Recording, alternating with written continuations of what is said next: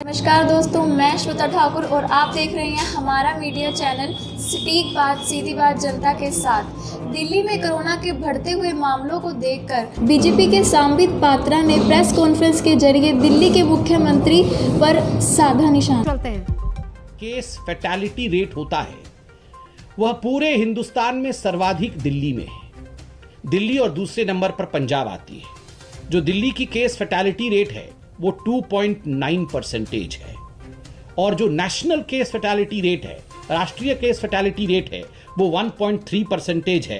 तो आप सोचिए, लगभग डबल से भी अधिक। राष्ट्र में 1.3% और दिल्ली में 2.9%, डबल से भी अधिक है। क्या कारण है कि इतनी मृत्यु दिल्ली में हुआ है और केस फैटेलिटी रेट सर्वाधिक हमारे हिंदुस्तान की राजधानी में रहा है, जबकि नेशनल एवरेज इससे कहीं कम है? क्या कारण है? कौन इसके लिए जिम्मेदार है? बंधुगण, आज भारतीय जनता पार्टी कुछ दस्तावेजों के साथ कुछ सवाल रखेगी अरविंद केजरीवाल जी के सामने। और आदरणीय अरविंद केजरीवाल जी से हम ये रिक्वेस्ट करते हैं, कोई राजनीति हम नहीं कर रहे हैं, हम एक जेन्युइन रिक्वेस्ट करते हैं अकाउंटेबिलिटी के आधार पर कि आम आदमी पार्टी की सरकार एक श्वेत पत्र, एक व्हाइट पेपर जारी करे जिन सवालों को हम उठाने वाले हैं। पहला सवाल कि क्या आपने फर्ज आंकड़े, क्या आपने झूठे आंकड़े प्रस्तुत किए हैं जहां तक कि मृतकों की संख्या है? नंबर 1। नंबर 2, क्या कारण रहा? क्या कारण रहा अगर समग्रता में और एक लार्जर कैनवस में देखा जाए कि देश का सर्वाधिक केस फैटेलिटी रेशियो दिल्ली में रहा है? इस विषय को हम जानना चाहते हैं और कुछ सवाल आज आपसे पूछना चाहते हैं। अरविंद केजरीवाल जी, मैं आपको यहां बताना चाहूंगा कि दिल्ली एक छोटा सा शहर दिखने में तो लगता है हमारे देश का, it's in fact the pride of India.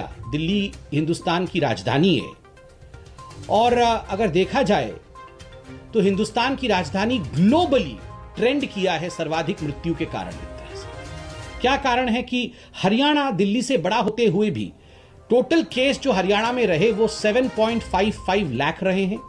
7.55 lakh cases हुए हरियाणा में और वहीं दिल्ली में 14.25 लाख केसेस रहे हैं, जो ऑफिशियल आंकड़े आपके हैं। एक पॉपुलेशन वाइज कम है, आयात वाइज, एरिया वाइज कम दिल्ली में इतने केसेस क्यों हैं और हरियाणा में कंपैरेटिवली क्यों उससे कम केसेस हैं?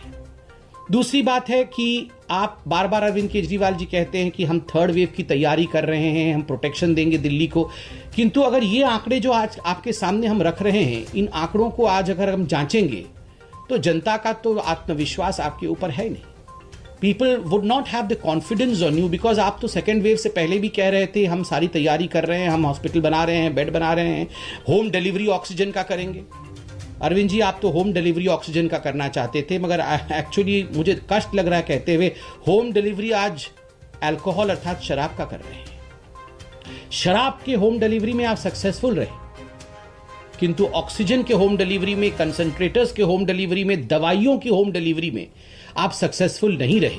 और क्यों नहीं रहे, इसका जवाब भी आपको श्वेत पत्र में देना चाहिए। अब मैं कुछ सवाल आपके सामने रखूंगा जो बहुत तीखे हैं, मगर ये आवश्यक है अकाउंटेबिलिटी के लिए, क्योंकि सर्वाधिक जो डेथ्स हुई हैं वो दिल्ली में हुई है। अरविंद केजरीवाल जी, क्या ये हकीकत है कि जिस समय ये कोविड का सेकेंड वेव दिल्ली में अपने चरम पर था, जानबूझकर और दिल्ली में आपके सरकार के साख को बचाने के लिए आपने टेस्टिंग को कम कर दिया, आपने टेस्टिंग की संख्या को कम कर दिया? क्या ये हकीकत है? नंबर 2, हम ये जानना चाहते हैं अरविंद केजरीवाल जी, पहले भी हमने ये सवाल पूछा था, 2015 और 2019 के बीच क्यों एक भी नया अस्पताल दिल्ली में नहीं खोला गया? एक भी नया अस्पताल नहीं खोला गया, इसका जवाब आप ही को देना पड़ेगा। दूसरा प्रश्न हम ये पूछना चाहते हैं अरविंद केजरीवाल जी, 2013 के पश्चात दिल्ली में 16 ऐसे अस्पताल थी जो अंडर कंस्ट्रक्शन थी, जो तैयारी में थी, उनका उद्घाटन होना था। इन 16 अस्पतालों में क्या कारण रहा जो एक भी अस्पताल फुल्ली फंक्शनल नहीं हो पाया, एक भी अस्पताल पूरी तरह से कार्यान्वित नहीं हो पाया आपके कार्यकाल में? और अगर हुआ हो तो आप इसका जवाब दें।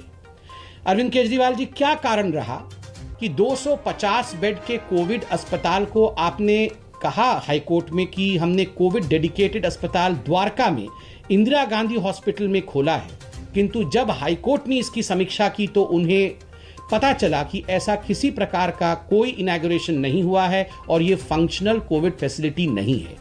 हाईकोर्ट के सामने आपने इस विषय में झूठ क्यों बोला और देश को, दिल्ली की जनता को और हाईकोर्ट को बरगलाने की कोशिश क्यों की?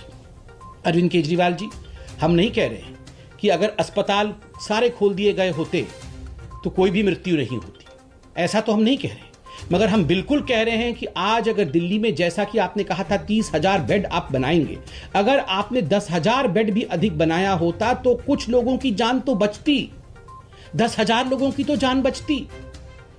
10,000 लोगों के परिवारों को, 10,000 लोगों के बच्चों को कौन जवाब देगा?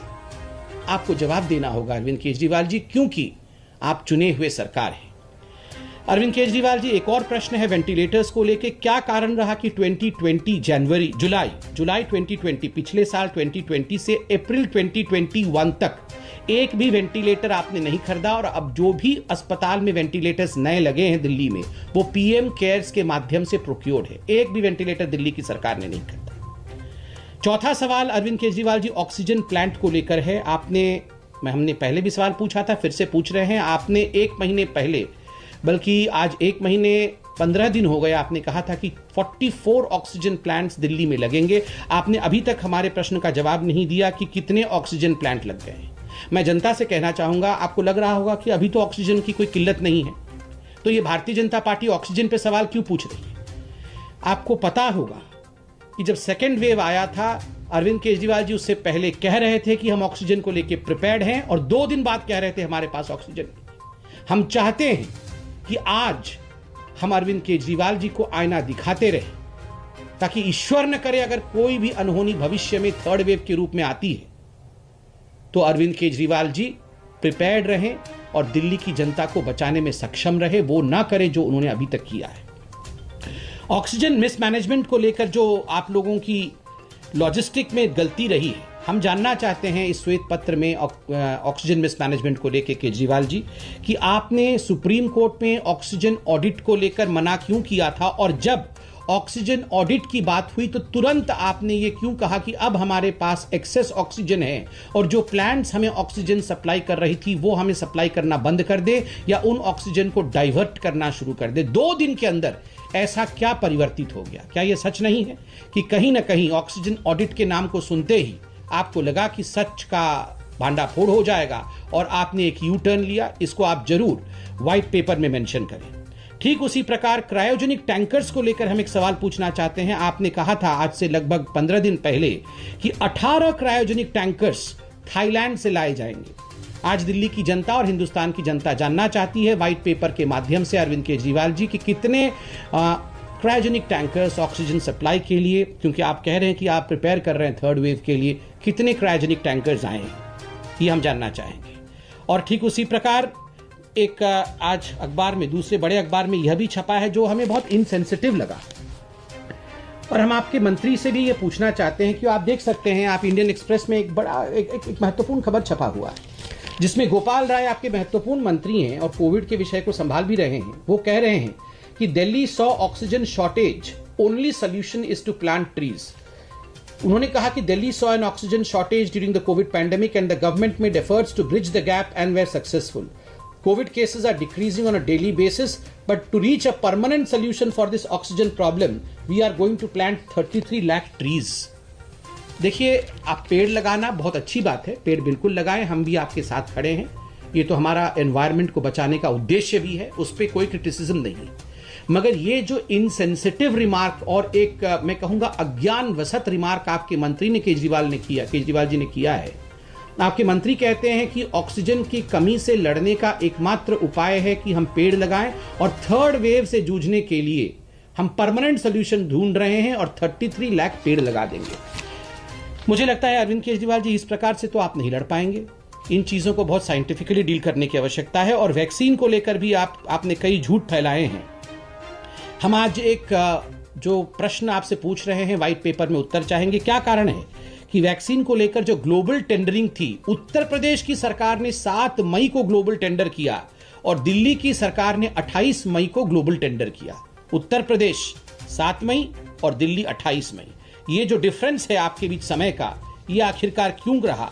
और एक और सवाल हमने पूछा था, उसका जवाब आपने दिया नहीं कि क्या कारण रहा कि जो प्राइवेट अस्पताल दिल्ली में हैं उन्होंने अधिक वैक्सीन प्रोक्योर किया और जो दिल्ली की सरकार है, जो बड़ी है, जो प्राइवेट हॉस्पिटल से काफ़ी बड़ी है, उन्होंने प्राइवेट हॉस्पिटल से कम प्रोक्योर किया है। लगभग केवल जो सेंटर देती है उसका 12 या 13% प्रोक्योर किया है। इसका जवाब भी आप वाइट पेपर में जरूर देंगे, ऐसा हमारा मानना है।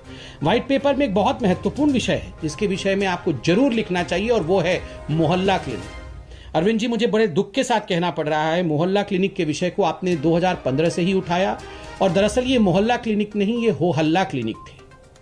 आपने हर जगह की, WHO ने भी हमारी तारीफ की है, अमेरिका भी हमारी तारीफ कर रहा है, पूरा विश्व मोहल्ला क्लिनिक कर रहा है, मगर आपके राहुल मेहरा जी ने ही कोर्ट में कहा ये तो दरअसल 20 फीट के 2 कंटेनर होते हैं, छोटे छोटे कंटेनर होते हैं, इनमें तो हम कुछ नहीं कर सकते क्योंकि ये तो सुपर स्प्रेडर के रूप में काम करेगा। आपने करोड़ों रुपए की बजट इसके लिए सैंक्शन किए, कोई काम नहीं हुआ, कोई मोहल्ला क्लिनिक फंक्शनल नहीं है। वहाँ आज हम देख रहे हैं कि किस प्रकार गाय इत्यादि घूम रही है, तो वो एकदम डिलैपिडेटेड अवस्था में पड़ी हुई है। आने वाली अपडेट के साथ बने रहिए हमारे मीडिया चैनल सटीक बात सीधी बात जनता के साथ। मैं श्वेता ठाकुर।